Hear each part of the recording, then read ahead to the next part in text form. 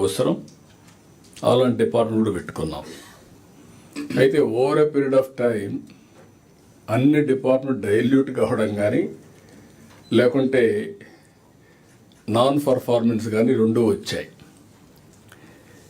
ఇంకొక పక్కన ఈరోజు అందుకనే టెక్నాలజీ ఒక హ్యాండ్లుగా బిగ్ అడ్వాంటేజ్గా తయారైంది. మనందరికీ గుర్తుపెట్టుకోవాలి. ఈరోజు మనందరం ఇక్కడ ఉన్నాం. ఈరోజు files clearance we can go through real time.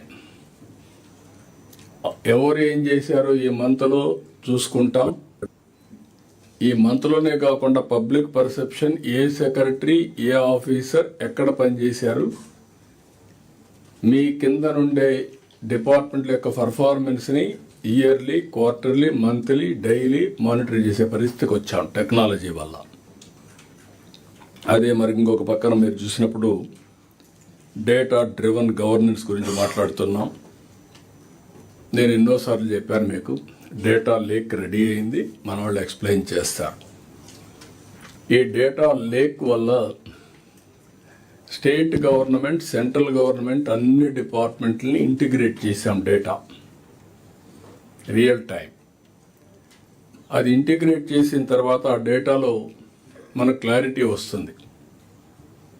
A officer ఏమనుకుంటున్నాడో కూడా ఉంటుంది ఇప్పుడు దీంట్లో. ఇట్లా వెరీ ఇంట్రెస్టింగ్. ఎందుకంటే పబ్లిక్ పర్సెప్షన్కి మనం ఐవీఆర్ఎస్ తీసుకుంటున్నాం. ఒకప్పుడు public perception only intelligence department ఒకటి ఉంటుంది.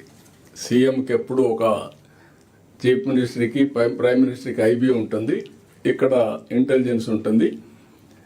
నాకు ఒక అలవాటు ఎప్పటి నుంచో, నేను ఫస్ట్ మీట్ చేసేది ఇంటెలిజెన్స్ మీట్ చేస్తాం. అది పర్ఫెక్ట్ అని కాదు, కొంత సమాచారం ఇస్తారు. ఏం జరుగుతూ ఉందో పొలిటికల్, ఎకనామిక్, కరప్షన్, ఎవ్రీథింగ్. ఎందుకంటే ఒక పరిపాలనలో సుపరిపాలన ఇవ్వాలంటే ఎప్పటికప్పుడు సమాచారం తెలియాలి. కాబట్టి ఇన్ఫర్మేషన్ డిపార్ట్మెంట్ ఉంటుంది. అదే సమయంలో నేను ఎప్పుడు ఒకసారి ఇంటెలిజెన్స్ అయినా డీజీతో కలుస్తాను. హైదరాబాద్లో ఉన్నప్పుడు కమిషనర్ ఆఫ్ పోలీస్, డీజీ ఇద్దరు వచ్చారు. అది మేజర్ పోలీస్ వ్యవస్థ కాబట్టి లా అండ్ ఆర్డర్ మెయింటైన్ చేయడానికి ఇప్పుడు కూడా ఆ సాంప్రదాయాన్ని పాటిస్తున్నాం. ఆ తర్వాత చీఫ్ సెక్రటరీ వస్తారు. మా ఆఫీసులో ఎంతమంది ఉంటే సిఎస్ తర్వాత వచ్చి ఈరోజు ఏం చేశారో, ఏం చేయాలనో డైరెక్షన్ ఇవ్వడం. టోటల్ అడ్మినిస్ట్రేషన్ కంట్రోల్ చేసే ఇది వారికి ఉంది కాబట్టి అవన్నీ ఇచ్చాం.